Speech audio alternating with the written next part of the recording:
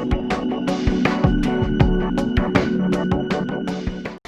and welcome to another episode of Weekly Analysis of Current Events WASTE program. Today we'll be discussing the topics from 20th September to 26th September. So, coming to the first topic, autumnal equinox in Northern Hemisphere.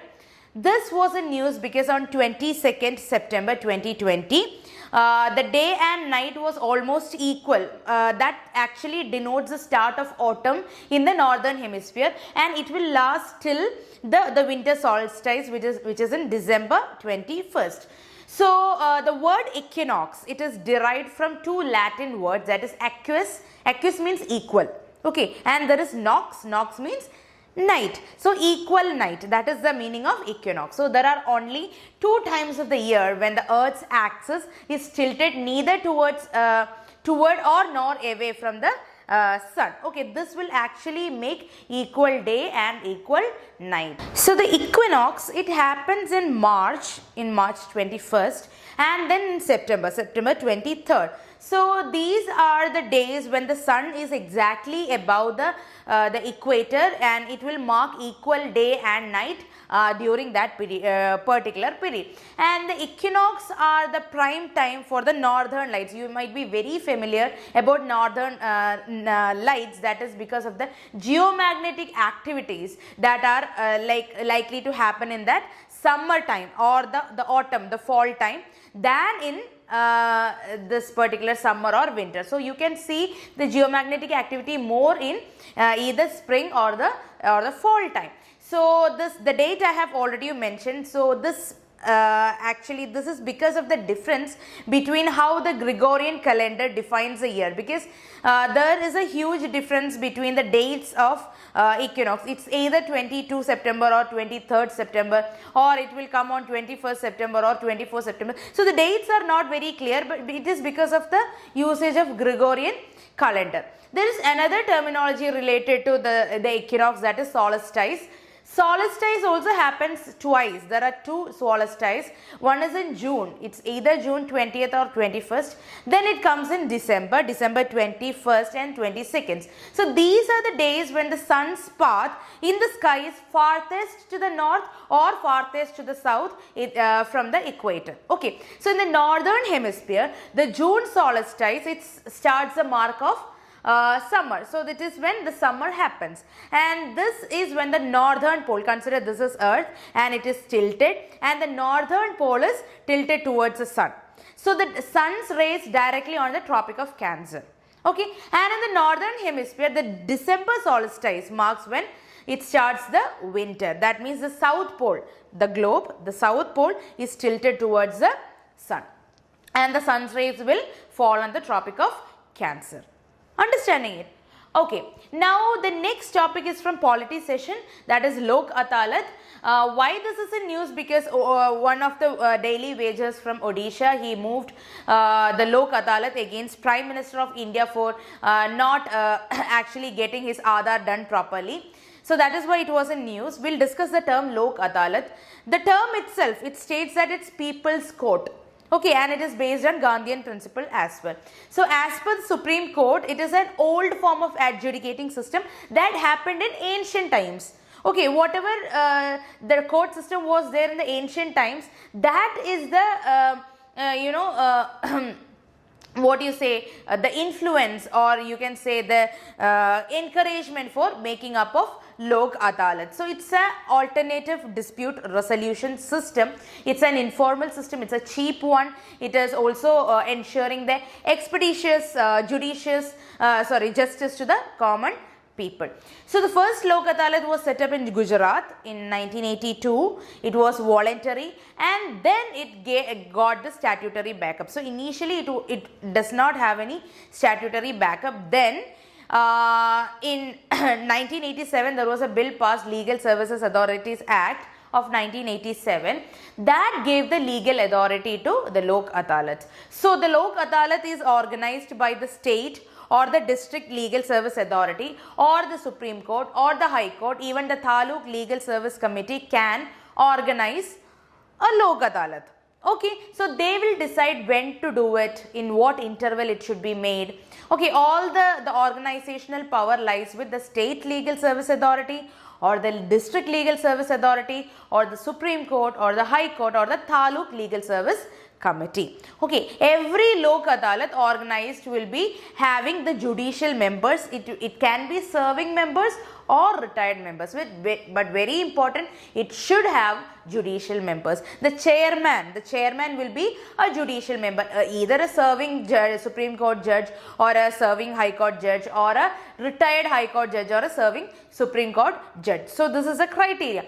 Then you will have a social worker, you will have another lawyer or an advocate as a member. So it's a balancing court. The National Legal Service Authority along with other legal service institutions will conduct the Lok Adalat. So Lok Adalat comes under National Legal Service Authority NALSA.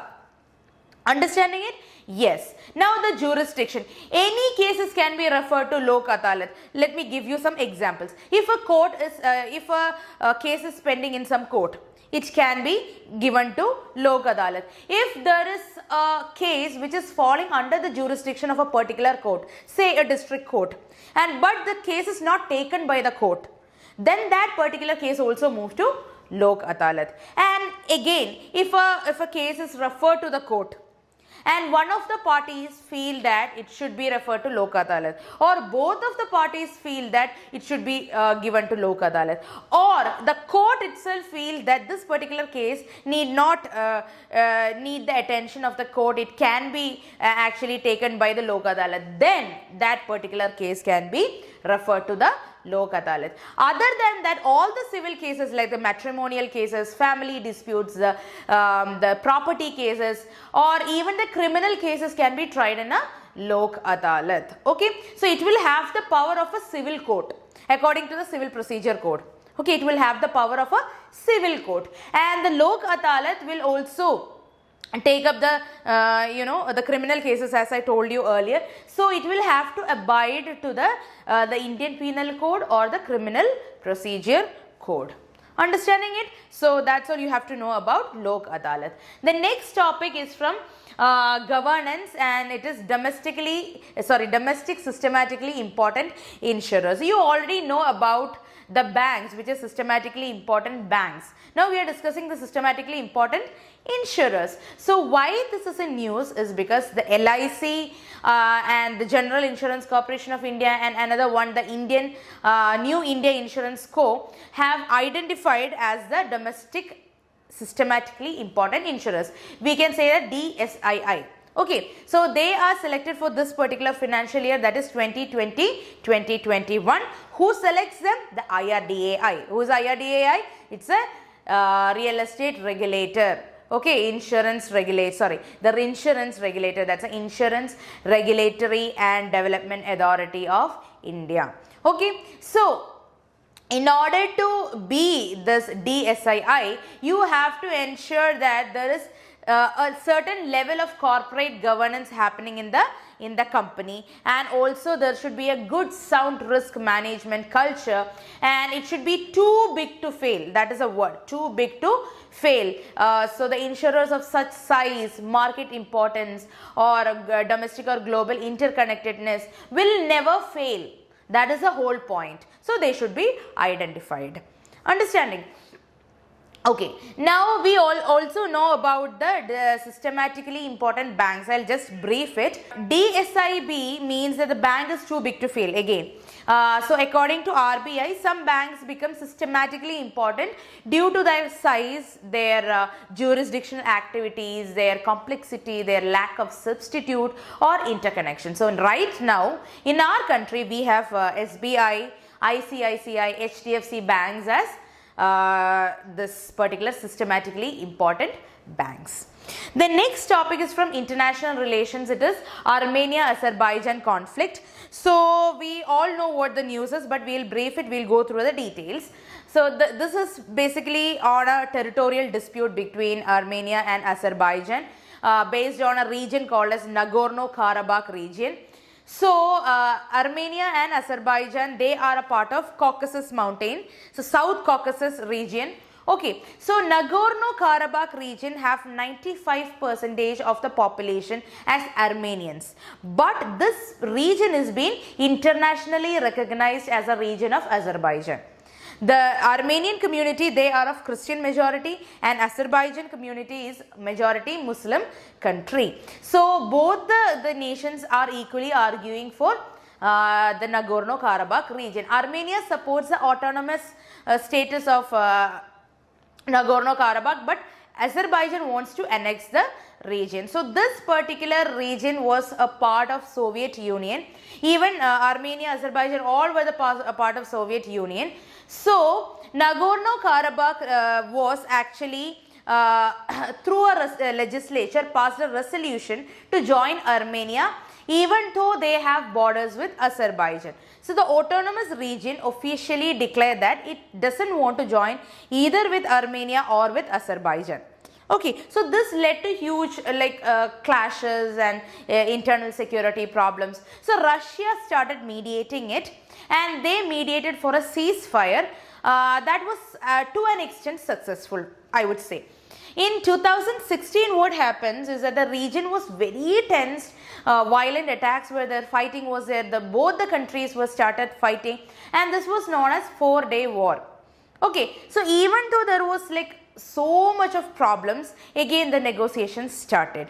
So what is the entire arena trying to do is that they are trying to bring a truce between Armenia and Azerbaijan. Okay, what happened is that the Armenia, even though they understood the autonomy of the Nagorno-Karabakh region, they actually captured the region and gave it to the rebels of Armenia. So right now it has been captured by Armenian rebels. That is why the entire world is failing to recognize them, or they are not willing to recognize it as a part of Armenia. So Nagorno-Karabakh want to stay independent. Armenia support them through the rebels. Azerbaijan has this recognition of having this place in the first place, so they want to annex it. This is the issue. So there are many key players. Russia is there, Israel is there, even India is a key player. Why India is not having a say is because India and Armenia have a very good relationship. We have a bilateral cooperation. Even our Vice President has visited Yerevan, the capital of Armenia. We have bought the Swati military radar system from Armenia recently.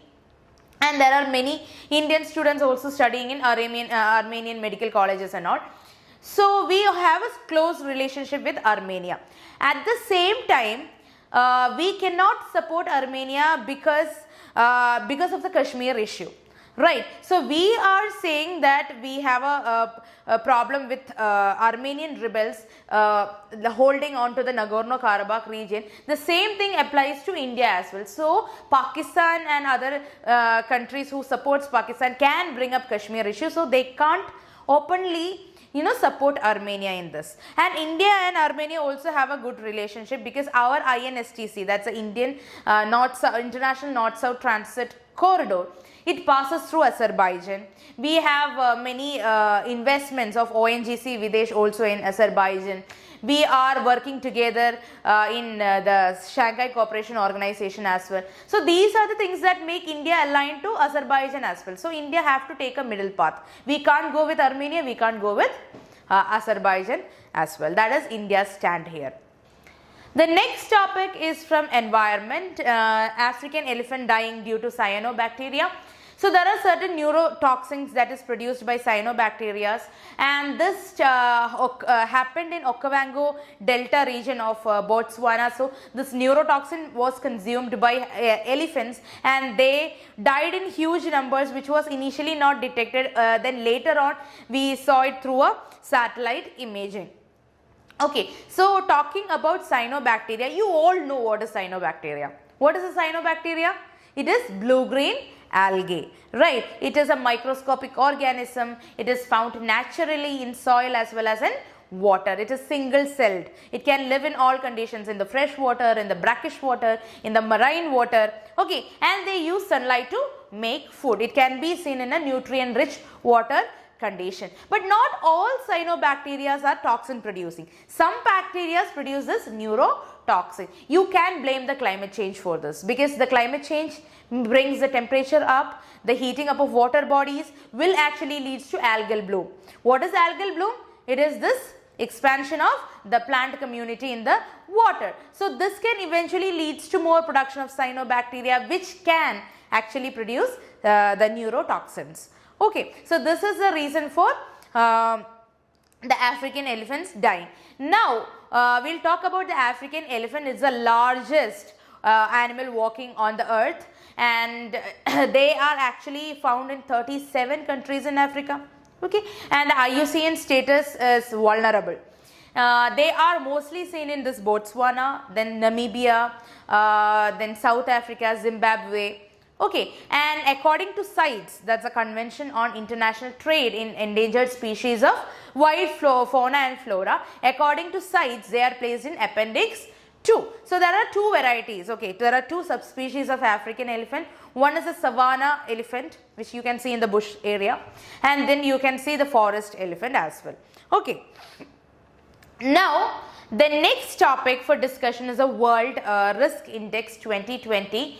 So according to this particular index, India is poorly prepared to deal with the climate reality, due to which we are facing so much of natural disaster, extreme natural disasters. So this particular index is calculated on a country by country basis, and they will see how vulnerable a country is, how good the country is in preparing for it. Okay, so this was released first time in 2011. Since then it is annually released, and it has been released by the UN agency called as University Institute for Environment and Human Security, UNUEHS, okay, along with other private universities. So according to the report, Oceania is the highest risk related continent, followed by Africa and Americas. So when it comes to the small islands, the Vanuatu in South Pacific Ocean is most vulnerable, highest disaster risk worldwide country, followed by Tonga and Dominica.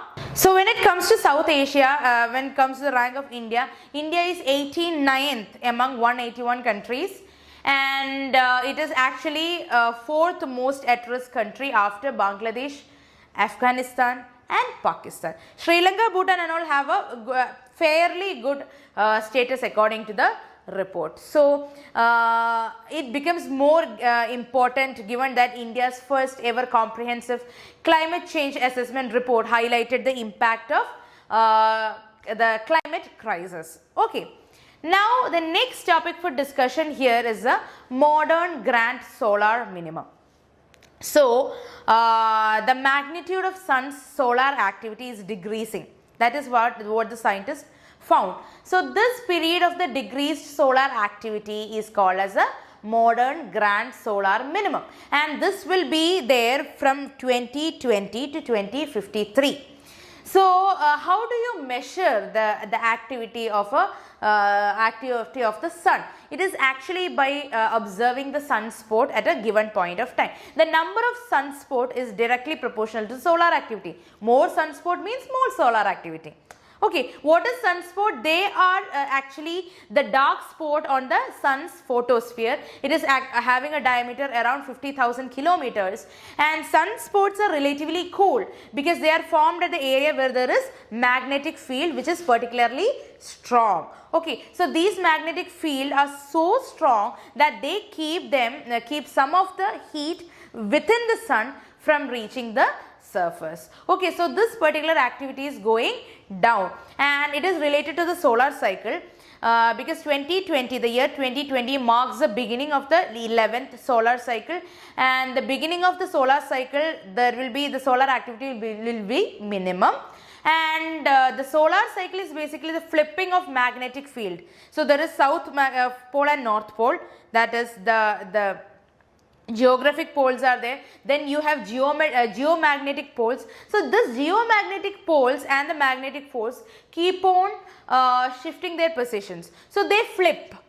It flips every 11 years. That is called a solar cycle. So in the middle of the solar cycle, the solar activity will be maximum, and towards the end and starting of the solar cycle, the activity will be minimum. Okay, I hope you understood this particular thing. Okay, it can be an effect on the global warming also, because this particular solar minimum activity will aid the earth to cool down. So it will be against the global warming. So there will be cooling happening in the earth's surface. Okay, so that's all for today. I hope you enjoyed the session. Thank you so much.